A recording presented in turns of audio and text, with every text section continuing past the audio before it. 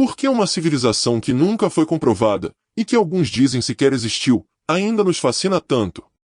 Por que a Atlântida sobreviveu ao tempo, aos céticos, à ausência de ruínas, como se estivesse enterrada não sob o solo, mas dentro da nossa cultura?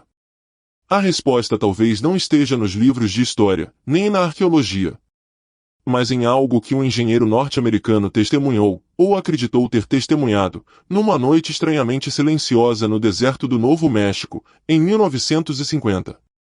O nome dele era Daniel Fry. Não era esotérico, nem visionário. Era técnico, objetivo, formado em física aplicada, especializado em motores balísticos. Trabalhava em um dos locais mais secretos dos Estados Unidos, o campo de testes de White Sands, onde foguetes eram lançados para fora da atmosfera, e ideias, para fora da realidade comum. Naquela noite em que tudo aconteceu, o céu estava limpo. Fry decidiu caminhar sozinho, como costumava fazer quando os cálculos do dia eram muitos e o calor, insuportável. Foi nessa caminhada que ele viu o impossível.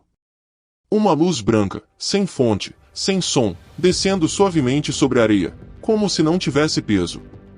Sem hélice. Sem fumaça. Sem lógica. E, antes que pudesse reagir, a luz o envolveu. O que aconteceu a seguir não foi uma abdução no sentido clássico. Não houve grades, experimentos ou sondas. Houve conversa. Revelação. E, mais perturbador que tudo, memória.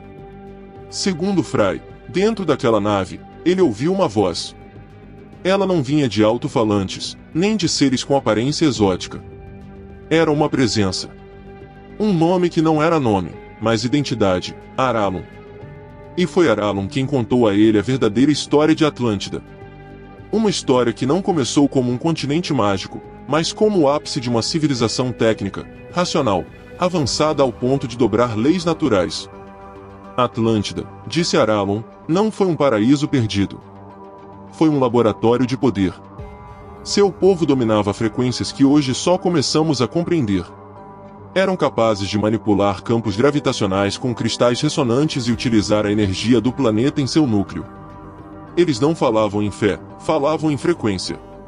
E foi exatamente isso que os levou à queda. Porque quando o conhecimento cresce mais rápido que a sabedoria, a queda é questão de tempo. Fry não entendeu tudo. Nem era para entender.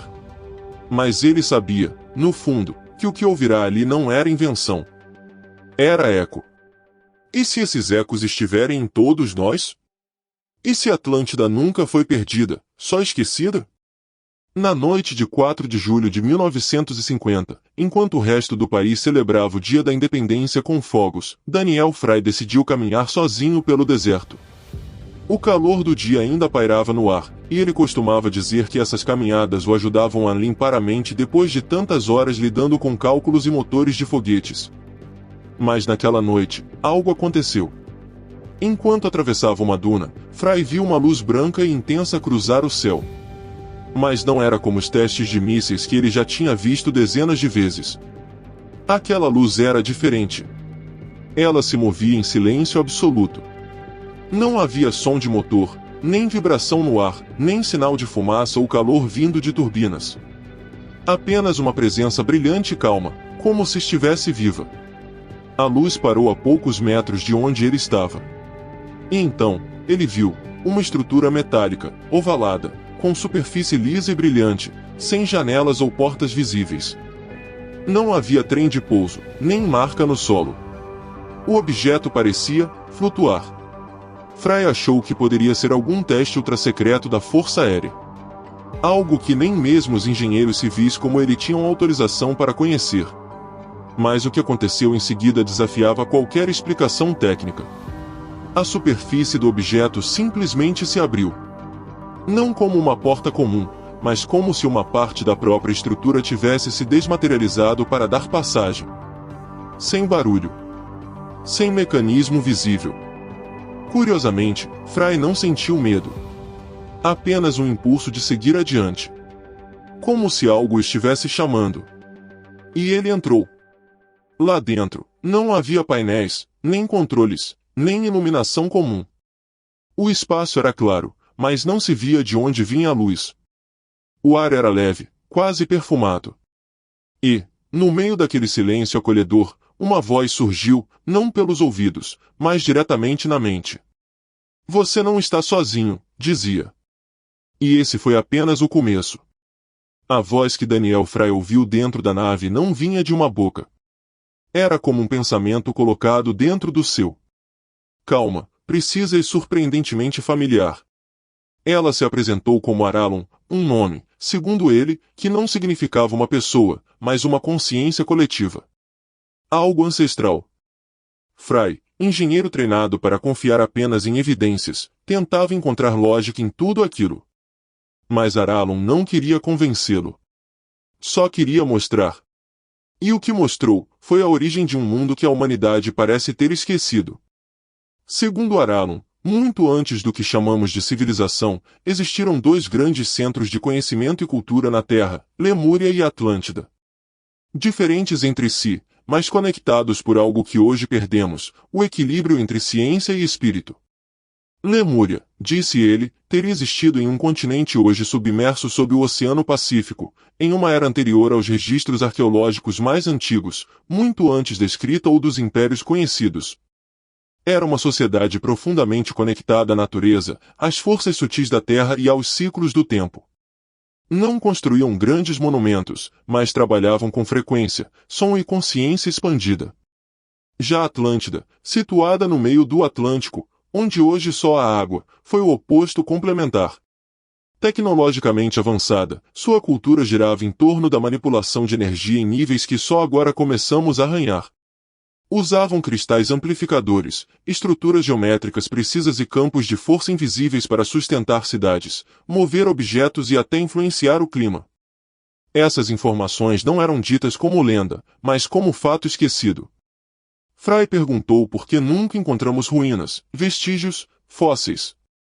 A resposta foi direta: a destruição foi tão grande, tão intensa, que tudo virou pó. Terremotos, tsunamis e liberação massiva de energia instável rasgaram o planeta. Cidades foram engolidas, continentes afundaram, e a memória coletiva da humanidade se apagou. Mas não completamente. O que restou foram símbolos, mitos e histórias fragmentadas, como a de Platão, que descreveu Atlântida por volta de 360 a.C., baseando-se, segundo ele, em relatos ainda mais antigos vindos do Egito. Essas pistas, espalhadas em culturas que nunca se encontraram, seriam, segundo Aralon, cicatrizes de um trauma planetário. E então veio a revelação que abalou Fry profundamente. Vocês não são os primeiros. E muitos dos que vieram antes, eram vocês mesmos. Aralon falava de ciclos. De repetições. De civilizações que se erguem, dominam a matéria, esquecem do espírito, e caem. E cada queda, por mais diferente que pareça, tem a mesma origem, a vaidade. O desejo de controlar tudo, inclusive aquilo que não se compreende. Atlântida não caiu por um erro técnico. Caiu porque perdeu o respeito pelo limite. E, no final, todo o seu poder virou poeira. Como um aviso escrito no tempo. Enquanto Daniel Fry tentava absorver o que havia ouvido sobre civilizações desaparecidas, Aralon lhe mostrou algo ainda mais difícil de compreender, o interior completo da nave. Mas o que ele viu não era uma máquina. Era um mundo. A nave que flutuava silenciosamente no deserto do Novo México era, na verdade, uma estrutura viva, um ecossistema completo, projetado para funcionar de forma independente, em qualquer lugar do universo. Aralon explicou que, depois da queda de Atlântida e Lemúria, parte de sua civilização não se extinguiu. Alguns poucos conseguiram sobreviver. Alguns se refugiaram nas profundezas da Terra.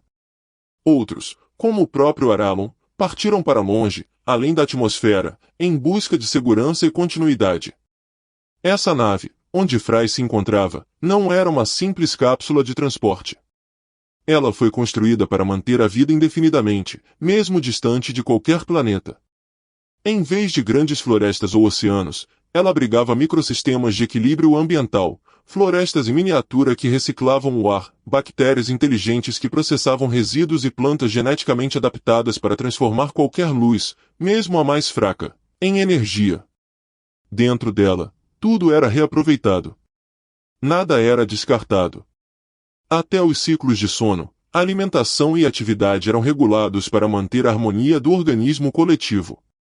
Daniel se perguntava como uma estrutura tão pequena podia sustentar uma civilização inteira.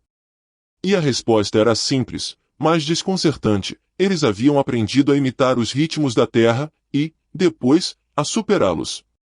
Ao longo de milhares de anos vagando pelo espaço, aquela civilização abandonou a ideia de progresso infinito. No lugar disso, adotou um modelo de vida baseado na eficiência absoluta e na integração com os ciclos naturais. A energia que alimentava tudo vinha de várias fontes: radiação solar, variações térmicas no espaço profundo, até mesmo partículas subatômicas em movimento. Onde quer que estivessem, conseguiam extrair o necessário, sem esgotar nada, sem deixar rastros. Mas viver assim tinha um custo. Aralon confessou que, com o tempo, certas expressões da vida haviam se perdido. A arte espontânea, a música feita por impulso, a emoção descontrolada, tudo isso precisou ser moderado para manter o equilíbrio da nave. Vocês podem pensar que isso é uma prisão, disse a voz em sua mente, mas não há prisão maior do que depender de um planeta que vocês mesmos estão destruindo. Foi nessa hora que Fry entendeu. A nave não era só um refúgio, era um testemunho de sobrevivência. Um lembrete de que a vida pode continuar, mas nem sempre como se espera. Aralon mostrou que a inteligência não garante sabedoria. E que talvez, se a humanidade seguir pelo mesmo caminho, o futuro não seja uma cidade flutuante, mas uma solidão móvel, cruzando estrelas, carregando o peso do que foi perdido. Quando a voz de Aralon cessou, tudo ficou em silêncio. Um silêncio espesso, como se o tempo tivesse parado. A nave abriu-se da mesma forma que o recebeu, suavemente, sem ruído, sem resistência. Degraus surgiram sob os pés de Daniel Fry, como se a própria estrutura soubesse que era hora de deixá-lo ir. Ele desceu devagar, os olhos ainda ajustados à luz suave do interior. A areia do deserto estava lá, quente, imóvel, como se nada tivesse acontecido. Mas dentro dele, tudo tinha mudado. Fry ficou parado por um tempo, tentando entender o que havia vivido. Era engenheiro. Um homem da razão. Do concreto. Mas como explicar o que havia visto? Como descrever uma civilização nômade que vagava pelas estrelas dentro de um organismo vivo? Como contar que a Atlântida não era só um mito, mas um aviso codificado nos símbolos das culturas antigas? Atrás dele, a nave começou a emitir um brilho âmbar, quase dourado.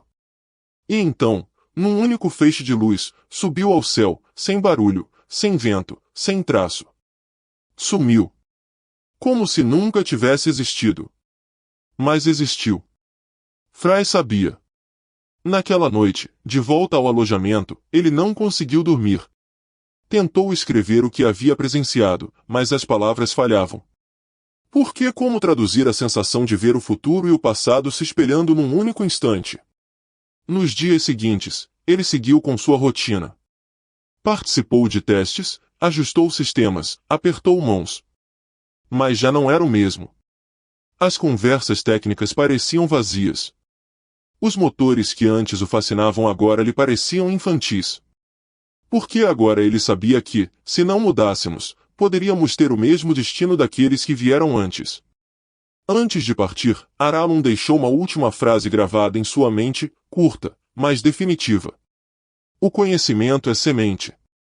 Mas se for plantado num solo de ego, vira sentença. Daniel entendeu.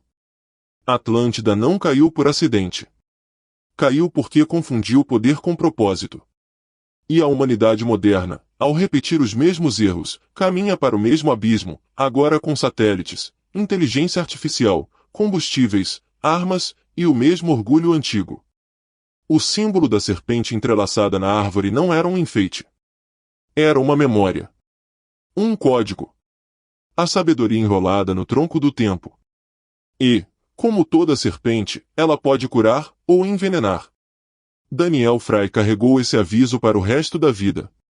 Poucos acreditaram nele. Muitos o ridicularizaram. Mas isso já não importava. Porque ele sabia. E o tempo, como sempre, cuidaria de repetir o que foi esquecido. Por que uma civilização que nunca foi comprovada, e que alguns dizem sequer existiu, ainda nos fascina tanto? Por que a Atlântida sobreviveu ao tempo, aos céticos, à ausência de ruínas, como se estivesse enterrada não sob o solo, mas dentro da nossa cultura? A resposta talvez não esteja nos livros de história, nem na arqueologia, mas em algo que um engenheiro norte-americano testemunhou, ou acreditou ter testemunhado, numa noite estranhamente silenciosa no deserto do Novo México, em 1950. O nome dele era Daniel Fry. Não era esotérico, nem visionário. Era técnico, objetivo, formado em física aplicada, especializado em motores balísticos. Trabalhava em um dos locais mais secretos dos Estados Unidos, o campo de testes de White Sands, onde foguetes eram lançados para fora da atmosfera e ideias, para fora da realidade comum. Naquela noite em que tudo aconteceu, o céu estava limpo. Fry decidiu caminhar sozinho, como costumava fazer quando os cálculos do dia eram muitos e o calor, insuportável. Foi nessa caminhada que ele viu o impossível. Uma luz branca, sem fonte, sem som, descendo suavemente sobre a areia, como se não tivesse peso. Sem hélice. Sem fumaça. Sem lógica. E, antes que pudesse reagir, a luz o envolveu. O que aconteceu a seguir não foi uma abdução no sentido clássico. Não houve grades, experimentos ou sondas. Houve conversa. Revelação. E, mais perturbador que tudo, memória. Segundo Fry, dentro daquela nave, ele ouviu uma voz. Ela não vinha de alto-falantes, nem de seres com aparência exótica. Era uma presença. Um nome que não era nome, mas identidade, Aralon. E foi Aralon quem contou a ele a verdadeira história de Atlântida. Uma história que não começou como um continente mágico, mas como o ápice de uma civilização técnica, racional, avançada ao ponto de dobrar leis naturais. Atlântida, disse Aralon, não foi um paraíso perdido. Foi um laboratório de poder. Seu povo dominava frequências que hoje só começamos a compreender. Eram capazes de manipular campos gravitacionais com cristais ressonantes e utilizar a energia do planeta em seu núcleo. Eles não falavam em fé, falavam em frequência. E foi exatamente isso que os levou à queda. Porque quando o conhecimento cresce mais rápido que a sabedoria, a queda é questão de tempo. Fry não entendeu tudo. Nem era para entender. Mas ele sabia, no fundo, que o que ouvirá ali não era invenção. Era eco. E se esses ecos estiverem em todos nós? E se Atlântida nunca foi perdida, só esquecida? Na noite de 4 de julho de 1950, enquanto o resto do país celebrava o Dia da Independência com fogos, Daniel Fry decidiu caminhar sozinho pelo deserto. O calor do dia ainda pairava no ar, e ele costumava dizer que essas caminhadas o ajudavam a limpar a mente depois de tantas horas lidando com cálculos e motores de foguetes. Mas naquela noite, algo aconteceu. Enquanto atravessava uma duna, Fry viu uma luz branca e intensa cruzar o céu. Mas não era como os testes de mísseis que ele já tinha visto dezenas de vezes. Aquela luz era diferente. Ela se movia em silêncio absoluto. Não havia som de motor, nem vibração no ar, nem sinal de fumaça ou calor vindo de turbinas. Apenas uma presença brilhante e calma, como se estivesse viva. A luz parou a poucos metros de onde ele estava. E então, ele viu uma estrutura metálica, ovalada, com superfície lisa e brilhante, sem janelas ou portas visíveis. Não havia trem de pouso, nem marca no solo. O objeto parecia flutuar. Fry achou que poderia ser algum teste ultrassecreto da Força Aérea. Algo que nem mesmo os engenheiros civis como ele tinham autorização para conhecer. Mas o que aconteceu em seguida desafiava qualquer explicação técnica. A superfície do objeto simplesmente se abriu. Não como uma porta comum, mas como se uma parte da própria estrutura tivesse se desmaterializado para dar passagem. Sem barulho. Sem mecanismo visível. Curiosamente, Fry não sentiu medo. Apenas um impulso de seguir adiante. Como se algo o estivesse chamando. E ele entrou. Lá dentro, não havia painéis, nem controles, nem iluminação comum. O espaço era claro, mas não se via de onde vinha a luz. O ar era leve, quase perfumado. E, no meio daquele silêncio acolhedor, uma voz surgiu, não pelos ouvidos, mas diretamente na mente. Você não está sozinho, dizia. E esse foi apenas o começo. A voz que Daniel Fry ouviu dentro da nave não vinha de uma boca.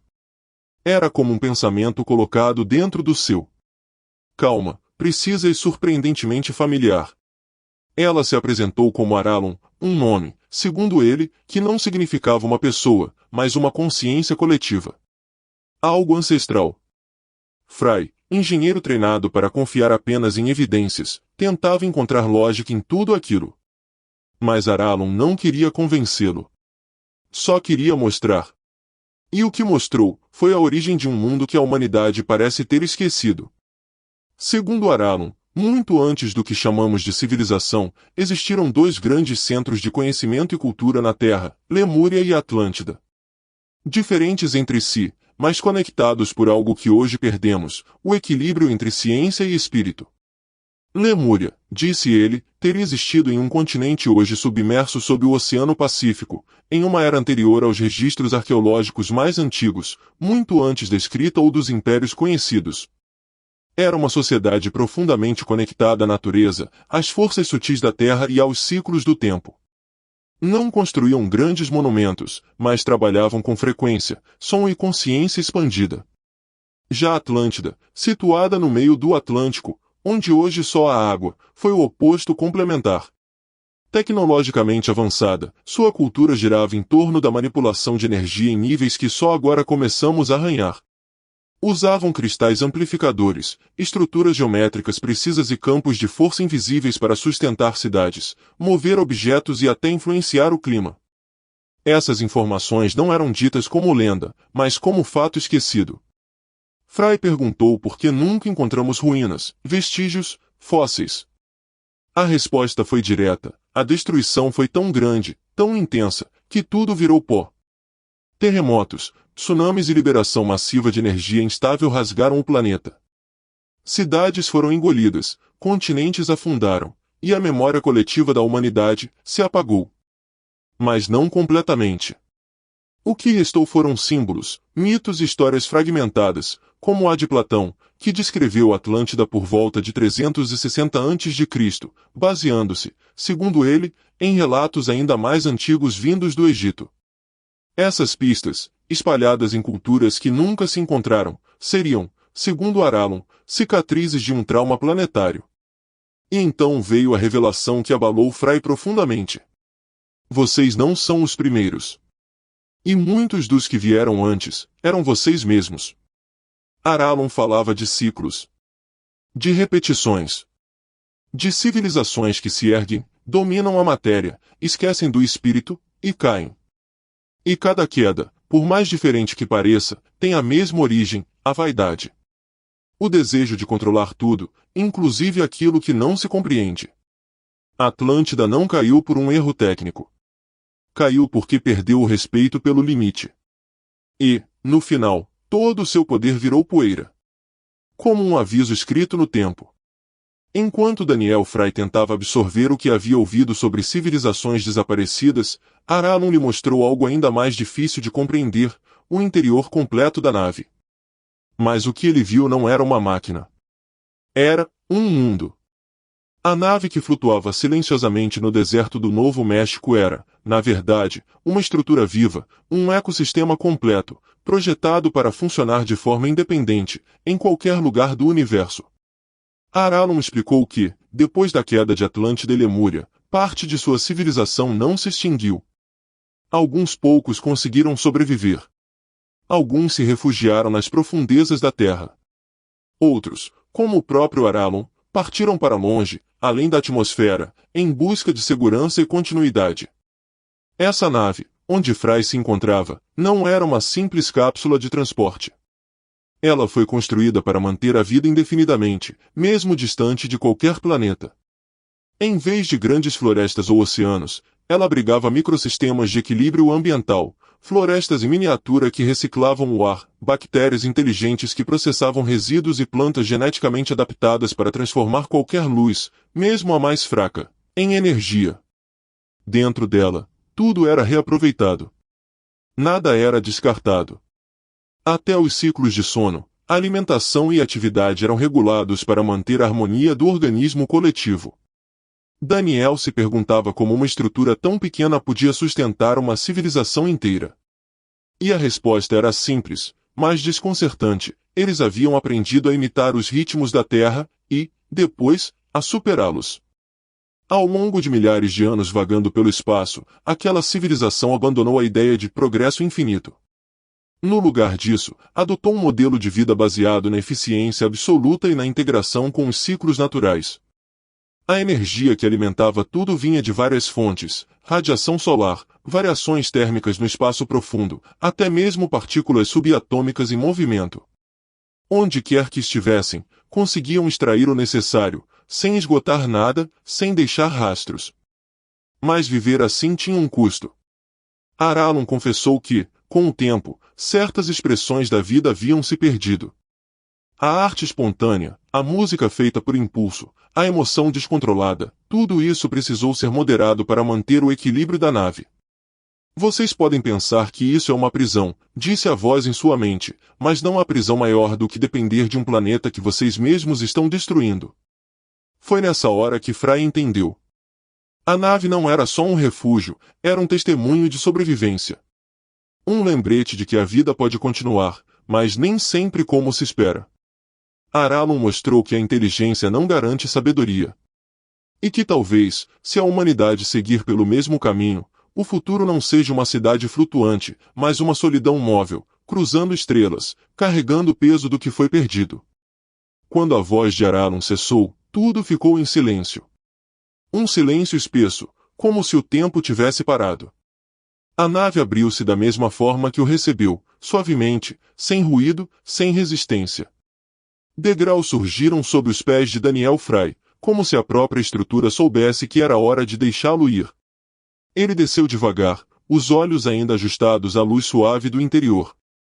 A areia do deserto estava lá, quente, imóvel, como se nada tivesse acontecido. Mas dentro dele, tudo tinha mudado. Fry ficou parado por um tempo, tentando entender o que havia vivido. Era engenheiro. Um homem da razão. Do concreto. Mas como explicar o que havia visto? Como descrever uma civilização nômade que vagava pelas estrelas dentro de um organismo vivo? Como contar que a Atlântida não era só um mito, mas um aviso codificado nos símbolos das culturas antigas? Atrás dele, a nave começou a emitir um brilho âmbar, quase dourado. E então, num único feixe de luz, subiu ao céu, sem barulho, sem vento, sem traço. Sumiu. Como se nunca tivesse existido. Mas existiu. Fry sabia. Naquela noite, de volta ao alojamento, ele não conseguiu dormir. Tentou escrever o que havia presenciado, mas as palavras falhavam.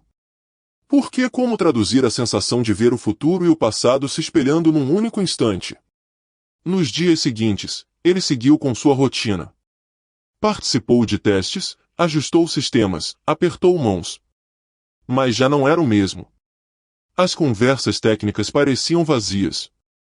Os motores que antes o fascinavam agora lhe pareciam infantis. Porque agora ele sabia que, se não mudássemos, poderíamos ter o mesmo destino daqueles que vieram antes. Antes de partir, Aralon deixou uma última frase gravada em sua mente, curta, mas definitiva. O conhecimento é semente. Mas se for plantado num solo de ego, vira sentença. Daniel entendeu. Atlântida não caiu por acidente. Caiu porque confundiu poder com propósito. E a humanidade moderna, ao repetir os mesmos erros, caminha para o mesmo abismo, agora com satélites, inteligência artificial, combustíveis, armas e o mesmo orgulho antigo. O símbolo da serpente entrelaçada na árvore não era um enfeite. Era uma memória. Um código. A sabedoria enrolada no tronco do tempo. E, como toda serpente, ela pode curar ou envenenar. Daniel Fry carregou esse aviso para o resto da vida. Poucos acreditaram nele. Muitos o ridicularizaram. Mas isso já não importava. Porque ele sabia. E o tempo, como sempre, cuidaria de repetir o que foi esquecido.